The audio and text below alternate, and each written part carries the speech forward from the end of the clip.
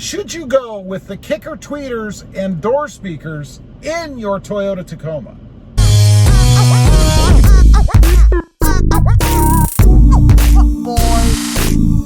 Well, good afternoon, everybody, and welcome back to the channel. First of all, the short answer is heck yeah. I was jamming out there a little bit. I had to replace the music with copy-free, so if I wasn't quite in sync or in vibe with the music, well, that's why. But anyway, a little YouTube thing, you know, you have that copyright thing you have to worry about. But anyway, you know, I have the non-JBL system, you know, the big screen or whatever, and the 360-degree cam and all that stuff. But I went with the non-JBL system, and it says Grace Note on the bottom left of the screen. It says Grace Note. I'm assuming that's there because it's the non-JBL system. So this only applies if you have the non-JBL system, because you can do a plug-and-play replacement of the speakers. And I'm talking about the tweeters in the front on each side and the door speakers, I'm pointing the wrong way, over here on the front, on each side, the passenger and driver side front doors. I haven't replaced the ones in the back yet. I am going to do that, and I am going to go with kickers. Why? Why kickers? Well, like I said, first of all, they're plug and play. The speakers that go in the front are the same ones that are in the Subaru, and they are awesome. There are links down below in the description and stuff if you guys are interested in them. But anyway, the install is pretty simple. You do have to take the door apart, and you have to take the A-pillar covers off, I guess. You need to be a little bit careful rather. When you do that, make sure you unplug the battery so you don't accidentally set the airbags off. That'll ruin your day. But anyway, simple install otherwise. Anybody can do it. Watch my installation videos and you'll see how. But why change them? You know, I've never been a big fan of changing out speakers, really, and I've done it in the past in other vehicles, and I really never noticed a difference. I always thought you had to change the audio system itself, right? Put some kind of an amp in and subwoofers and all this stuff. Now, if you're a huge audiophile, then yeah, maybe you need to do that. But if you're just a normal Joe like me, you don't need to do all that to have good quality sound. And I get that out of these kicker speakers with the radio system that's already in, or audio system, that's already in the Tacoma. It is a huge difference. And I really only noticed it recently when I spent a lot of time in my Toyota, or rather in my Jeep Gladiator on that long trip, because we listened to the radio a lot, right? So I got back home and I jumped back in, and this is just recently, man, because usually I'm listening to the exhaust and the cold air intake and stuff. But today I was jamming, man. I had the radio going, and then I had satellite going, and then I switched over to Bluetooth, my music on my phone. By the way, a heavy metal rock 80s kind of guy is what I am. So I've got that stuff all turned up, man, that music, and I'm driving around and I'm jamming and I'm listening to it, and I'm thinking, man, this sounds really good. So later on in the day, I got back in the Gladiator because I'm having an issue with a check engine light. And I want to drive it around. So I'm driving around and I've got the radio cranked on that. And I even switched to Bluetooth, the music on my phone. And I thought, you know, it's not bad in the Gladiator, but it's just kind of mediocre. You know, I don't get that same rich, in-depth sound that I'm getting out of these kicker speakers in my Toyota Tacoma. It's just phenomenal. And I'll tell you, I am not an audiophile. I'm not that picky when it comes to sound. You know, I want it to sound good. I want to be able to crank it. I actually like a little more treble in my music than I do bass. So my wife always complains. She always likes to get in my vehicles and start messing with my settings, telling me it doesn't sound better, or it will sound better rather with what she does. Now, I don't know how she can hear through my ears, but you know, I guess it happens that way. So when she gets out, I put it back the way that I want it, the way that sounds right, the way that sounds good.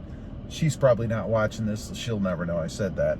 But anyway, I think they are just awesome, and they are a perfect match for this truck. I get questions on the channel, you know, about what speakers I'd recommend and what I go with, and and what the sound quality is like. And I really wish that I could, you know, play the kind of music that I listen to. And I don't know if videoing it would do it justice to give you what it sounds like in person.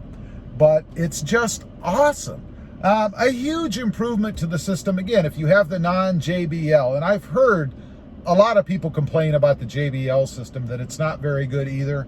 And they've even tried to replace things, and you get into all kinds of wiring and stuff like that, I guess, if you're going to do that, because it's not a plug and play application, because it's the JL version, I guess. I don't know. But what was really interesting to me, and I found this on all the speakers when I took them out, when you take out the tweeters, they have these little paper cones in them, you know, and they're light. They weigh like nothing. They are like nothing. I'm not surprised that they don't sound good, because there's just not much to them. It's probably the cheapest version of speaker that you could actually put in the truck. Now, when you get to the doors, it's even worse. I think they weigh less than the tweeters do. The cones, again, are about yay big. The magnet is, I don't know, about the size of a dime, maybe a nickel in diameter, as compared to the kickers, which are about yay big, and they are heavy. And man, can you tell a difference. And they're not super expensive. That's the good thing about it too. You don't have to go out and spend $500 on speakers or whatever, you know, to go ahead and upgrade your sound. The kickers are affordable, readily available, and easy to install. I don't know why anybody would go with anything else. So I'd be curious to know if there's anybody out there that has switched. You know, what do you think? And I'm not talking about you super picky audiophiles out there. I'm sure you can find something wrong with anything you put in, even the $500, you know, speakers. I'm talking about you normal guys out there and gals that have switched out your speakers, and I'm curious to know if you've actually heard any kind of a difference, because for me, it's just freaking phenomenal. I think they are awesome.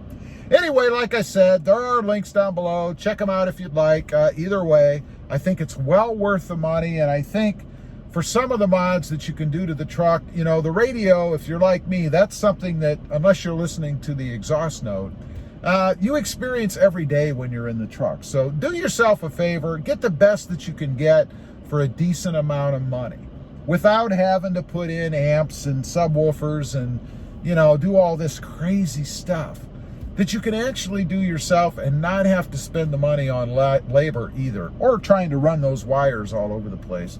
You know, it's funny. Years ago, a friend of mine had a Ford Escort, bought it brand new, and he wanted to change the radio. He didn't like the radio in it, thought it would give him better sound if he went to a better radio. So we did that. Back in my old days, I was just starting messing with that kind of stuff and wasn't real careful. And I helped him, and we did it. We replaced the radio, and I gotta say, if there was any increase in sound quality, I don't know what it was, because the speakers were horrible. They were the factory speakers, probably worse than what comes in the Tacoma today. And even worse than that, like I said, I wasn't very careful, and he didn't know a lot about it either. We had a little bit of smoke. We put that radio in, and it started smoking and blew a fuse. I don't know what we did wrong. My guess is we probably had the power hooked up incorrectly to something, because really it should be pretty easy to do. That should be the exception, not the rule, right? But we smoked the radio, we smoked this fuse. I don't know if we screwed anything else up, who knows? Because shortly after that, he actually had it repossessed. So I don't know, whoever got that car may have had a few electrical problems that they weren't counting on, courtesy of us. Anyway, that's my radio replacement story from back in the day. Don't forget to leave that comment. Let me know if you've gone to the kicker setup and what you think of it. I'd be real curious to hear your impressions. Real quick, it's shameless plug time. Don't forget to check out my other channel. It's all about my 2020 Jeep Gladiator. It is RobMotive JT. Also, don't forget to click that notification button so that you don't miss out on any upcoming videos. And do me a favor, smash that subscribe button on the way out. Thanks for watching. Stay safe out there.